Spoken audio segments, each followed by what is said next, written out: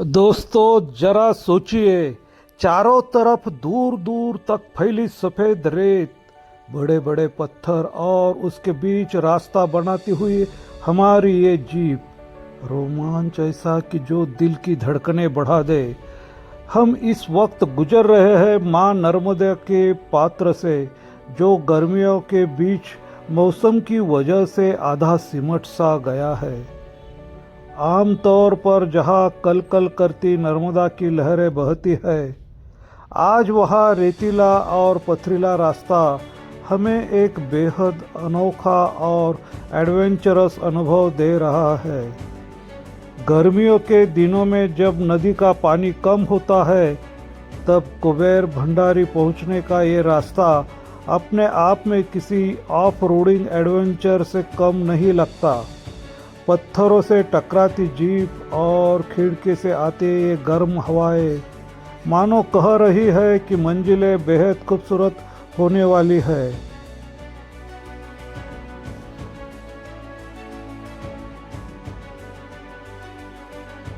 Jeep का सफर अब यही थम जाता है, क्योंकि सामने आ चुकी है साक्षात माँ नर्मदा। भले ही गर्मी के कारण पानी थोड़ा कम हुआ हो, लेकिन इस पावन नदी की भव्यता और इसकी दिव्यता में कोई कमी नहीं आई है।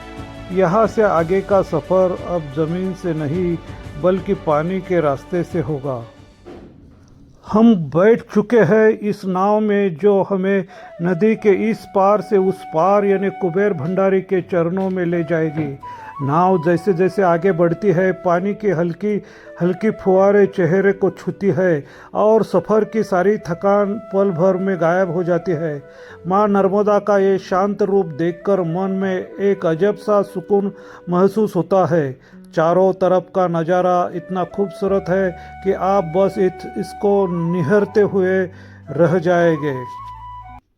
किनारे पर उतरते ही जब आप अपनी नज़रें ऊपर उठाएंगे तो आपको दिखाई देगा एक ऊंचे गढ़ पर स्थित भव्य और ऐतिहासिक मंदिर, श्री कुबेर भंडारी मंदिर।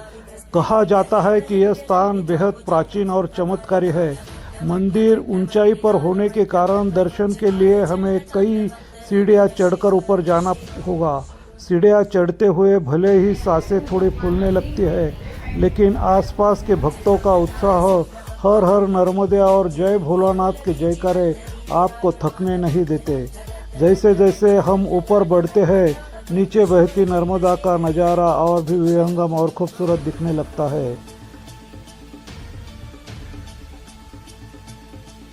जैसे ही हम मुख्य दरवाजे से मंदिर के परिसर में प्रवेश करते हैं, यहाँ की सकारात्मक ऊर्जा हमें अपनी आगोश में लेती है। अंदर आते ही सबसे पहला हमें संकट मोचन हनुमान और अन्य देवी देवताओं के सुंदर मंदिरों के दर्शन होते हैं।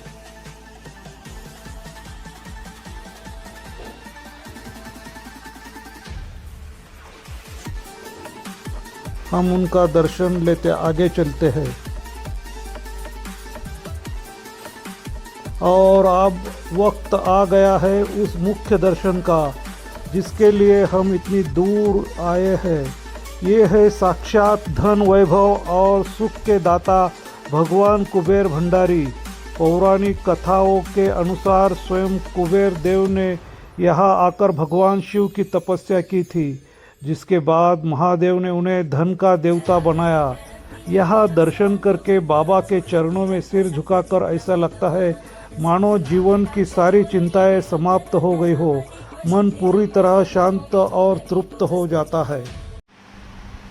मुख्य दर्शन के बाद जब हम नीचे की ओर उतरते हैं तो यहाँ हमें एक साथ कई प्राचीन शिवलिंग दिखाई देते हैं। यहाँ का माहौल इतना पवित्र है कि हमने भी पूरी श्रद्धा के साथ शिवलिंग पर जल अर्पण किया, अभिषेक किया और भोलेनाथ का आशीर्वाद लिया।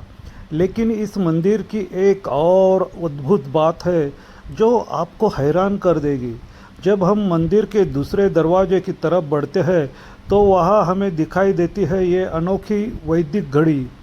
ये आम घड़ियाँ जैसी नहीं है, बल्कि यह हमारे प्राचीन भारतीय विज्ञान, खगोल शास्त्र और काल गणना की अद्भुत मिसाल है।